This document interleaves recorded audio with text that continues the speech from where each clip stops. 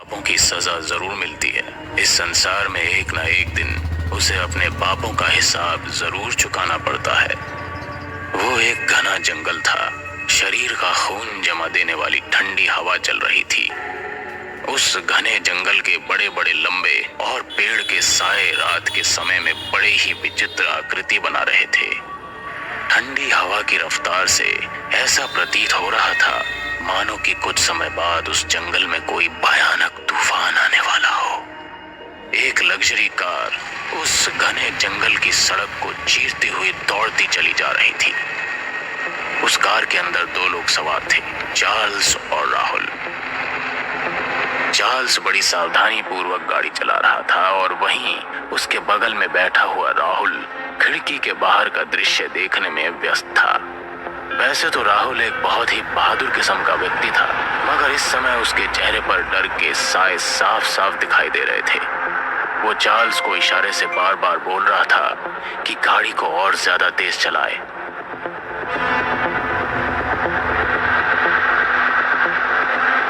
राहुल के बार बार बोलने पर चार्ल्स ने अपनी गाड़ी की स्पीड तेज कर दी थी, मगर रात के समय में वो ज्यादा गाड़ी की स्पीड तेज नहीं कर सकता था।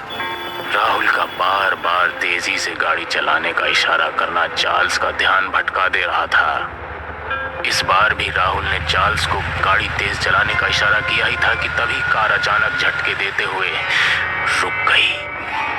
चार्ल्स को ऐसा लगा मानो किसी अदृश्य शक्ति ने उसकी कार के स्पीड ब्रेक लगा दी हो। अगर चार्ल्स गाड़ी चलाने में निपुण ना होता तो अब तक तो गाड़ी पलट जाती। गाड़ी के अचानक इस तरह रुकने से चार्ल्स और राहुल बाहर निकल कर आए। उन दोनों ने देखा कि गाड़ी के चारों टायर फटे हुए थे। कड़कती हुई सर्दी में भी उनके माथे से पसीने की बूंद टपकने लगी। वो दोनों कार के चारों टायरों को हैरत भरी नजरों से देख रहे थे, मानो कि उन्हें विश्वास ही नहीं हो रहा था कि एक साथ गाड़ी के चारों टायर कैसे पंचर हो सकते हैं। जबकि रोड बिल्कुल साफ और चिकना पड़ा था।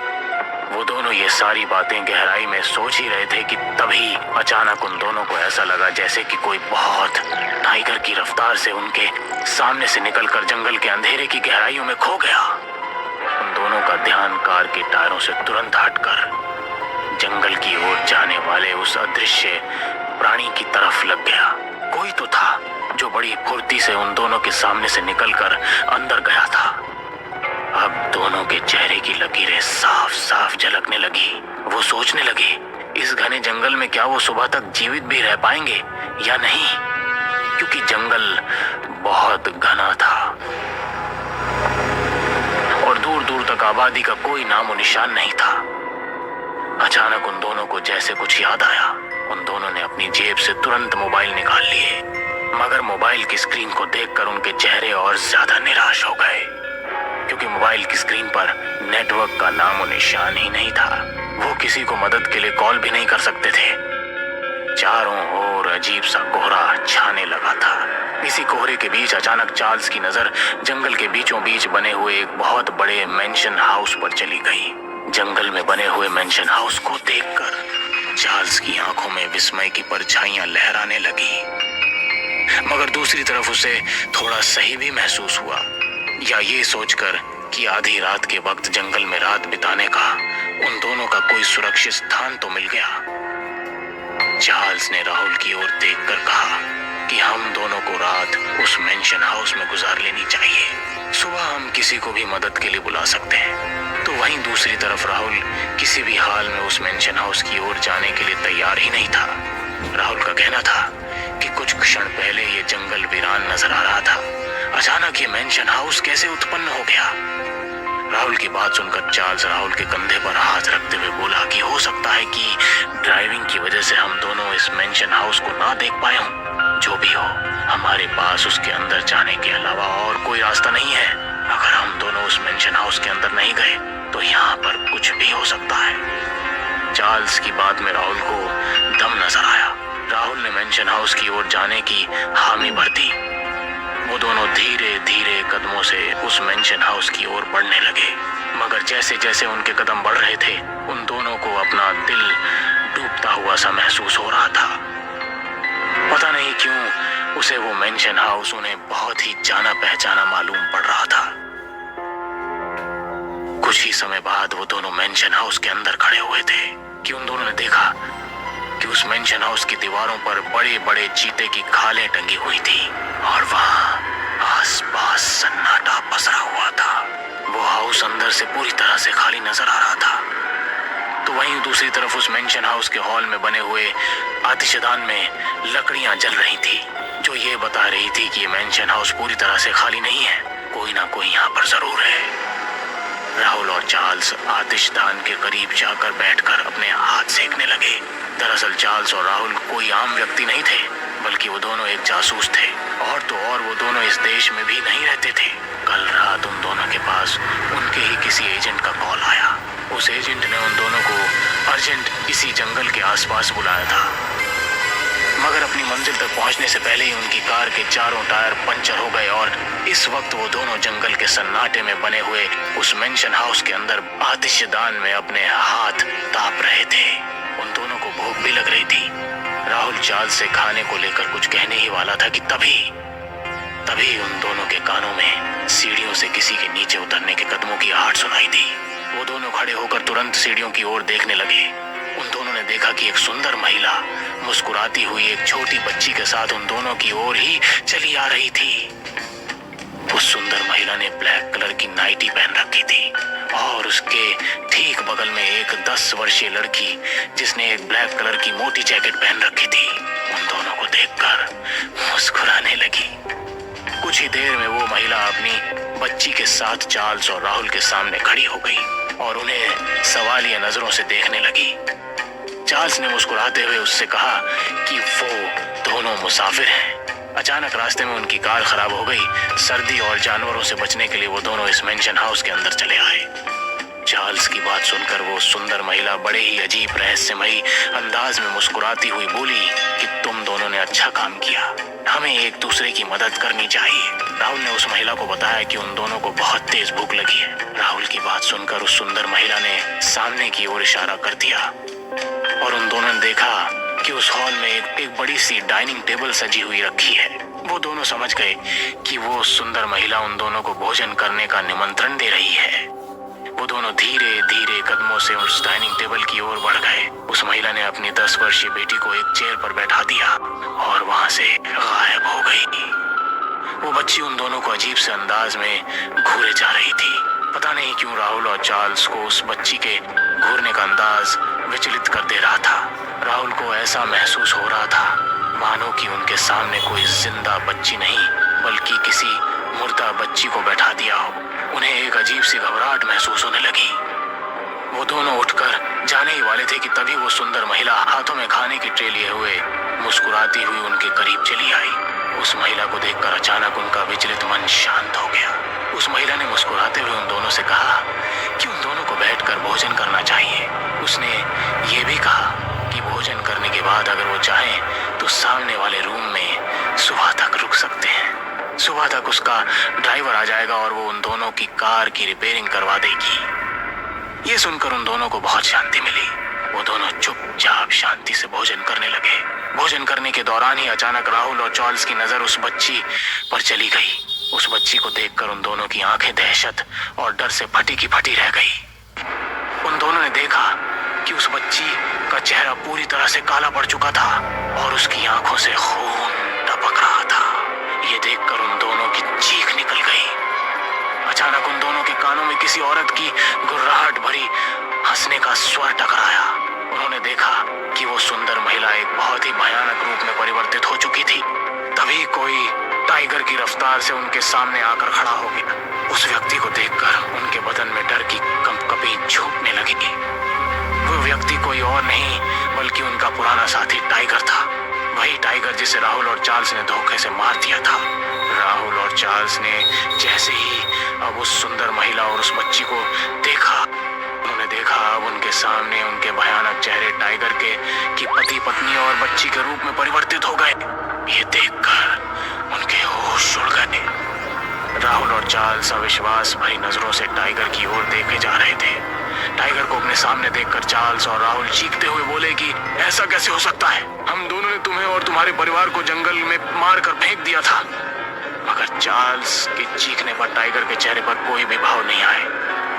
वो अजीब से बड़े भयावह अंदाज में उन दोनों की ओर देखकर हंसते हुए बोलने लगा कि उन दोनों की मौत उन्हें यहाँ तक खींच लाई है। उन दोनों को याद आ गया कि उन दोनों ने टाइगर और उसके परिवार को मारकर इसी जंगल के आसपास कहीं फेंका था, कि उस समय इस मेंशन हाउस का कोई वजूद ही नहीं था। वो दोनों समझ गए कि वो एक भूतिया मेंशन हाउस और मरे हुए लोगों में फंस गए हैं, जिन्हें उन दोनों ने ही मारा था। अचानक टाइगर का चेहरा देखते ही देखते बेहद भयानक हो गया। वो तीनों अपने भयानक चेहरे लेकर बुरी तरह से राहुल और चार्ल्स के सामने चीखने लगे। उनकी चीखों का शोर इतना ज्यादा था, उन दोनों ने अपना कान बंद कर लिए। उनकी चीखों में एक अजीब सी विचित्रता थी। जैसे तीनों अपने भयानक चेहरे और बड़े भयावह मुंह से चीखते जा रहे थे, राहुल और चार्ल्स को ऐसा महसूस हो रहा था जैसे कि उनके शरीर से कोई उनका रक्त खींच रहा हो। कुछ ही समय में दोनों मृत होकर उस मेंशन हाउस की जमीन पर गिर गए। दरअसल चार्ल्स, राहुल और टाइगर तीनों रॉ एजेंट ही थे और तीनों आपस में गहरे दोस्त भी थे। टाइगर अपने दोस्तों पर अपनी जान से भी ज्यादा भरोसा करता था, लेकिन एक मिशन के दौरान टाइगर, राहुल और चार्ल्स को लंदन भेजा गया, जहां पर कुछ आतंकवादियों ने टाइगर से अपना पुराना बदला लेने के लिए, उसके परिवार को जान से मारने के लिए राहुल और चार्ल्स को बड़ी रकम पेश की। वो दोनों लालच में आ गए और दोनों ने बहुत निर्दयता के साथ टाइगर की पत्नी और 10 वर्षीय बेटी की हत्या कर दी।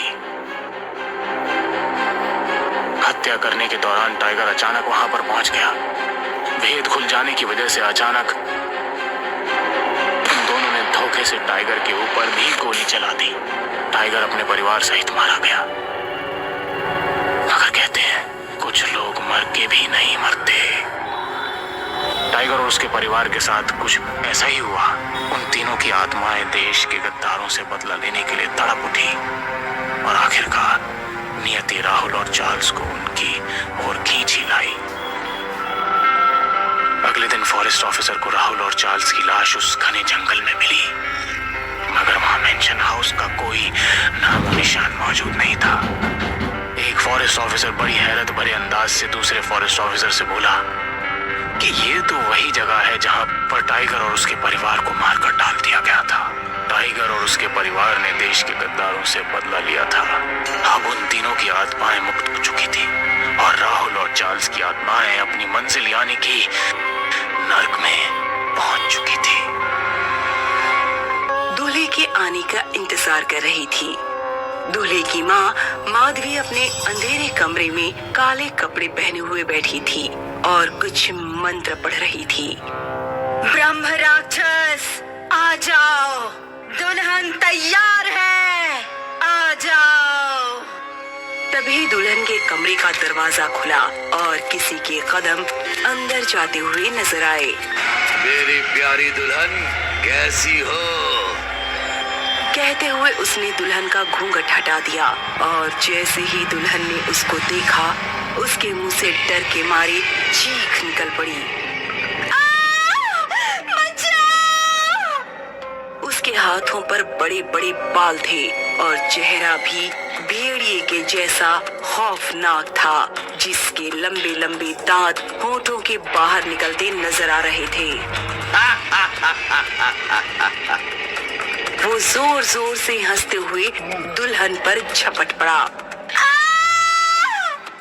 दुल्हन की चीख कमरे के बाहर तक सुनाई दी और सब कुछ शांत हो गया। लगता है ब्रह्म राक्षस को दुल्हन पसंद आई। नताशा रितेश से शादी करके पहली बार घर आई थी। वो दोनों दरवाजे के सामने खड़े थे। घर बहुत ही अच्छे से सजा हुआ था। आओ नताशा, अपने नए घर पर कदम रखकर इसको खुशियों से बहका दो। तभी घर का दरवाजा खुला और सामने माधवी खड़ी हुई नजर आई। आओ बहू, इस कलश पर पैर मारो और गृह प्रवेश की रस्म पूरी करो। सुनकर नताशा ने कलश पर पैर मारा और घर के अंदर कदम रखा। थोड़ी देर बाद नताशा और रितेश दोनों अपने रूम में सेज पर लेटे हुए बातें कर रहे थे। रितेश, मुझे तो यकीन ही नहीं हो रहा है कि हमारी शादी हो चुकी है और हम अपने घर में आ चुके हैं। सब कितनी जल्दी हो गया ना। तो अच्छा ही हुआ ना जान। वैसे भी जब प्यार हो जाए तो शादी करने में देरी नहीं करनी चाहिए। कहकर दोनों एक दूसरे को देखकर मुस्कुराने लगे। ओम ब्रह्मदेवाय नमः। नताशा को मंत्र जाप करने की आवाज सुनाई दी, जो सुनने में माधवी की लग रही थी। रितेश, ये इतनी रात में क्या मम्मी जी पूजा कर रही हैं?